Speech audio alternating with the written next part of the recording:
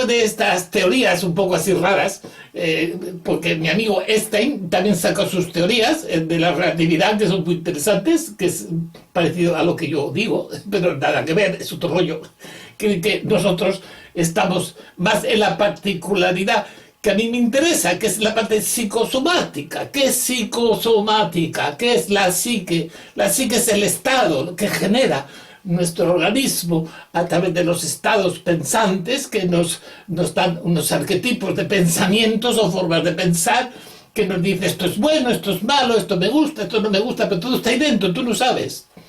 Y automáticamente llega y él automáticamente genera dentro de la psique, que es donde se mueve la información, para que tu subconsciente lo pueda organizar, pasa al consciente y entonces es cuando te enteras. Pero todo es un proceso. Y eso pasa en décimas de segundo. No te enteras. Y ya pasa todo el rollo este. Yo lo cuento en cámara lenta, esto que explico yo. Es muy lento, es una forma de explicar las cosas.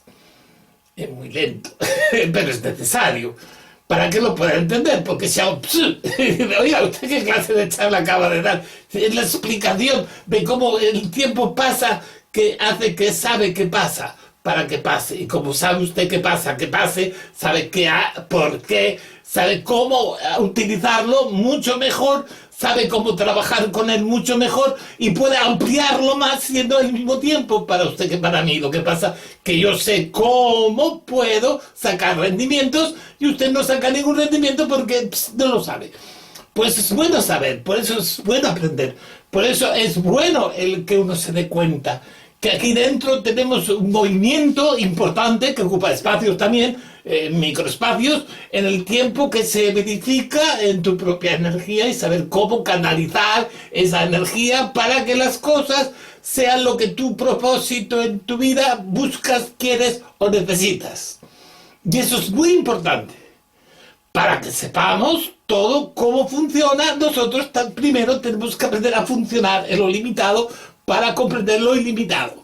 Porque si lo limitado no estamos en el movimiento del mecanismo, cuando viene lo ilimitado no lo conoces, pasa y no existe. Porque al no saber no existe. Acuérdense esa frase. Si no sé, no existe. Aunque exista. Porque que yo sepa una cosa, para eso debe existir. Si no existe, no puedo saber algo que no existe que yo quiera saber porque no existe. Y por eso yo mismo tengo que saber que existe en un principio, pero no sé cómo. Pero trabajando, comprendiendo, ampliando la comprensión de lo que realmente es el por qué existe, qué espacio existe, para qué existe. Todo eso lo tengo claro. Y cuando ya lo tengo claro, ya lo he descubierto. Entonces ya no me interesa saber para qué existe, porque ya lo sé. Cuando yo sé una cosa, ya no me hace falta saberla. Se archiva sola, yo sigo. Porque ya está. Y cuando me interesa viene y como ya lo sé, lo utilizo. Pero no hace falta que cada vez que tenga que utilizar lo que yo sé, tenga que volverlo a saber, porque ya lo sé. Y entonces sería absurdo a utilizar algo que ya sabes, porque si lo utilizas ella misma, automáticamente tu estado corporal, mental, tu reflejo automáticamente se manifiesta, aunque tú no digas nada. Yo caigo al agua, pero sé que sé nadar. Y lo primero, sin preguntar mi mente, sin saber, me pongo a nadar como pueda para flotar. Porque si digo, yo sabía algo y no sabía qué era, voy a saber qué es. Y cuando empiezo a saber lo que es, ya empieza a glulu, glulu, y cuando me estoy ahogando, yo estoy acá dentro del agua ahogándome. Digo, coño, si lo que yo quería era nadar, ahora lo sé, si yo lo sabía, pero buscando saber si sabía nadar, ahora me da cuenta que me estaba ahogando y entonces no he llegado a tiempo a poder nadar y por eso me he ahogado. Y eso se lo contaba yo a San Pedro, que estaba esperándome la lista porque me había muerto ya, me había ahogado. Por eso es importante los reflejos. Ellos actúan ellos mismos cuando sabes exactamente y lo tienes claro, el tiempo se hace más pequeño. El tiempo se acorta. Comprimimos el tiempo, como el DVD, que puedes comprimir 2 horas, 3 horas en un espacio mínimo. Y luego lo pones y sale la película y digo, bueno, en este espacio se puede grabar un montón de películas.